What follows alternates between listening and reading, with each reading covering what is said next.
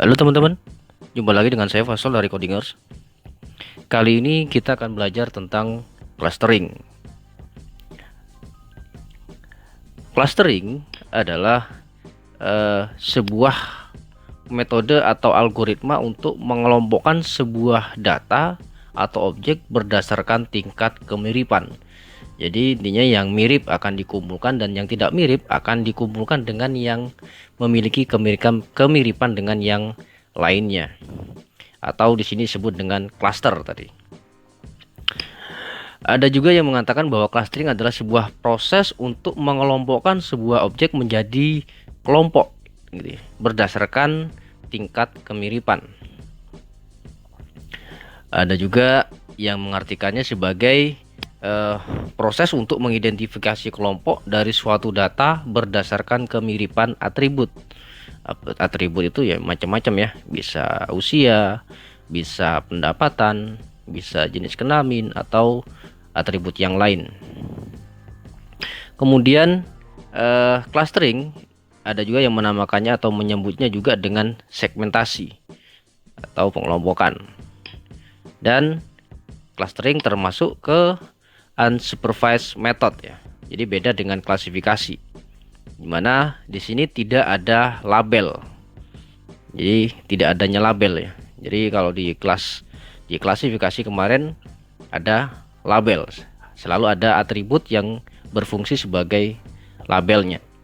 Kalau di clustering itu tidak ada satupun atribut yang berfungsi sebagai titik keputusan atau proses pembelajarannya tadi ya. Saya ada ilustrasi seperti ini. Jadi di sini ada beberapa bangun ya. Ada persegi panjang, ada segi empat, ada lingkaran, dan ada oval. Nah, kalau misalkan gambar-gambar ini kita proses dengan algoritma clustering ya, ini akan terbentuk menjadi beberapa kelompok berdasarkan tingkat kemiripannya. Jadi kemiripan dari apa saja. Nah, ilustrasi yang pertama di sini kita kumpulkan atau kita klaster berdasarkan warna. Jadi yang merah kita kumpulkan. Bentuknya seperti apapun tidak peduli. Yang penting warnanya merah, dan satu klaster kedua warnanya adalah biru. Jadi klaster atau ilustrasi yang pertama di sini adalah clustering berdasarkan kemiripan warna. Yang berikutnya adalah pengelompokan berdasarkan bentuknya. Ingat tadi bentuknya tidak harus sama tapi mirip. Mirip berarti ada kedekatan. Ya, ada kedekatan antar satu bentuknya. Nah, contohnya sini antara bulat dengan oval. Pasti ada tingkat kemiripan gitu. Ya, tidak harus sama tapi ada tingkat kemiripan. Begitu juga antara yang persegi panjang dengan segi empat. Sisinya sama-sama 4, meskipun beda warna tapi secara bentuk dia mirip. Oke, semoga mudah dipahami ya. Jadi ini ilustrasi dari clustering. Kemudian ada ilustrasi juga seperti ini. Ini di pengelompokan berdasarkan jarak. Jadi untuk objek yang memiliki jarak yang paling dekat akan dikumpulkan. Nah, ini berdasarkan jarak. Seperti ini ya. Jadi yang jaraknya dekat akan dikumpulkan. Dan pada prosesnya nanti di clustering memang proses pengelompokan berdasarkan tingkat kemiripan itu beberapa menggunakan pengukuran jarak ya. Pengukuran jarak.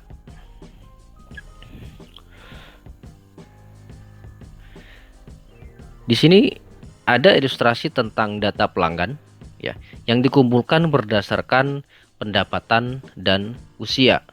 Jadi misalkan saya punya sebuah perusahaan, kemudian di perusahaan saya, atau saya punya toko lah misalkan, atau punya punya perusahaan yang memproduksi sebuah handphone misalkan, sebuah produk. Kemudian di sini saya mengumpulkan data konsumen berdasarkan tingkat pendapatan dan usia.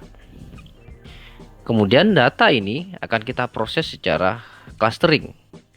Ya, akan kita kelompokkan atau akan kita cluster berdasarkan tingkat kemiripannya berdasarkan pendapatan dan usia.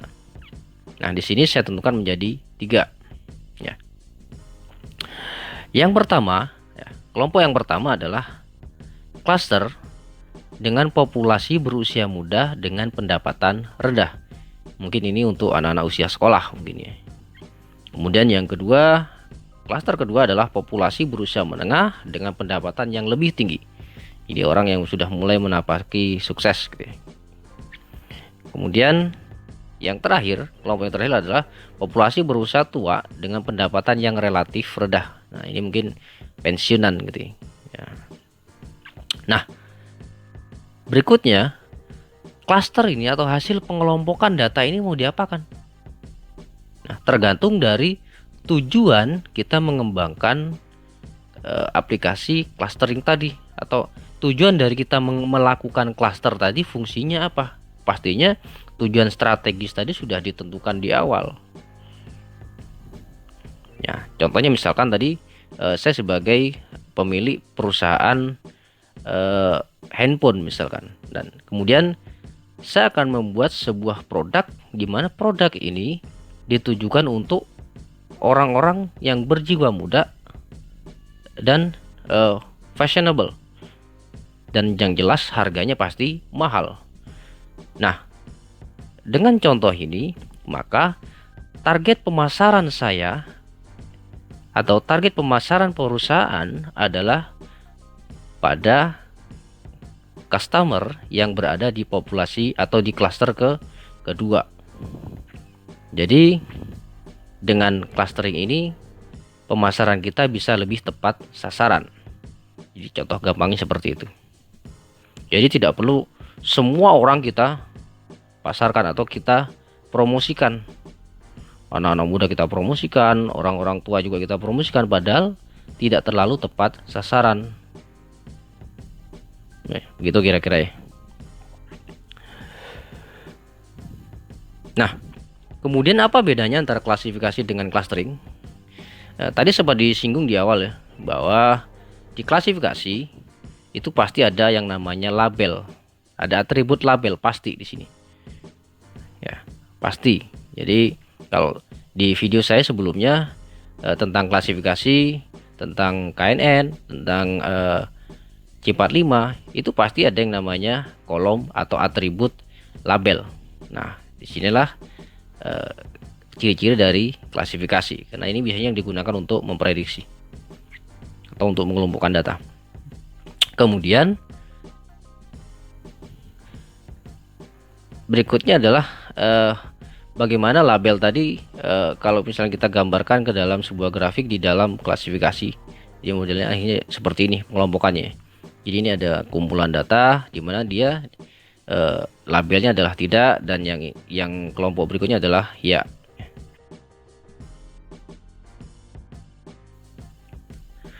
Kemudian kalau di clustering, di clustering itu tidak ada label ya.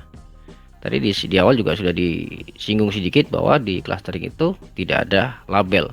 Jadi tugas dari clustering di sini hanyalah mengsegmentasikan atau mengelompokkan data tadi. Jadi dari data-data ini kemudian dikelompokkan. Kelompokkan berdasarkan apa? Berdasarkan clusteringnya apa saja nanti. Jadi dikelompokkan data-data tadi di cluster gitu ya. Jadi dari awal clusternya apa saja. Nah, ini kalau misalkan diilustrasikan ke dalam bentuk grafik. Jadi tidak ada lagi label. Jadi hanya dikelompokkan saja. Nah, tinggal nanti keputusannya adalah kelompok data ini atau kelompok cluster ini tadi mau diapakan. Seperti contoh pada data customer tadi.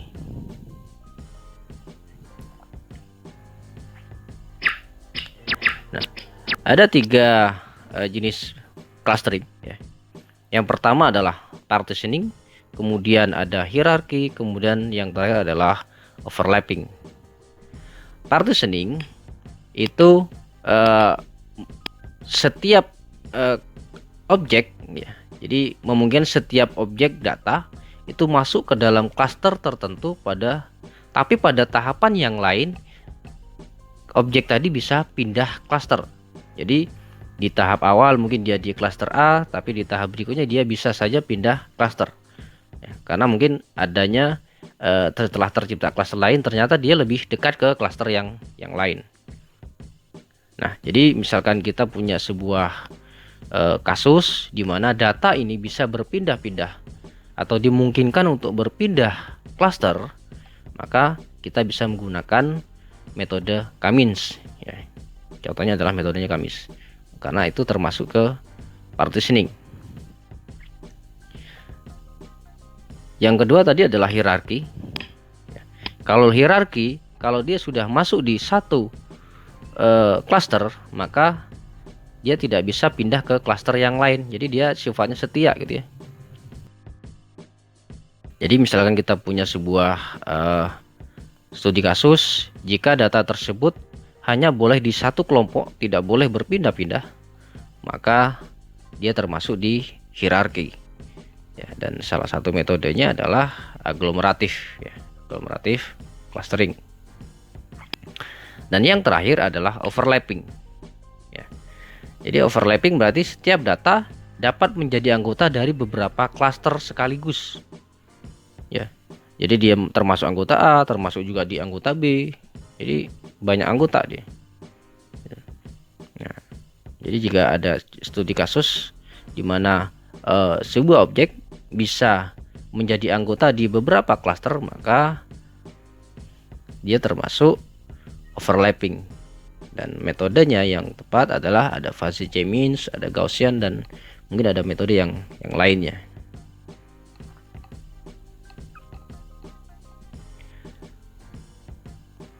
Oke, semoga mudah dipahami ya. Jadi ini kita baru belajar konsep dari clustering. Oke.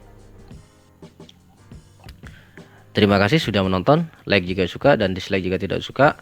Jangan lupa subscribe, like, dan komen. Terima kasih.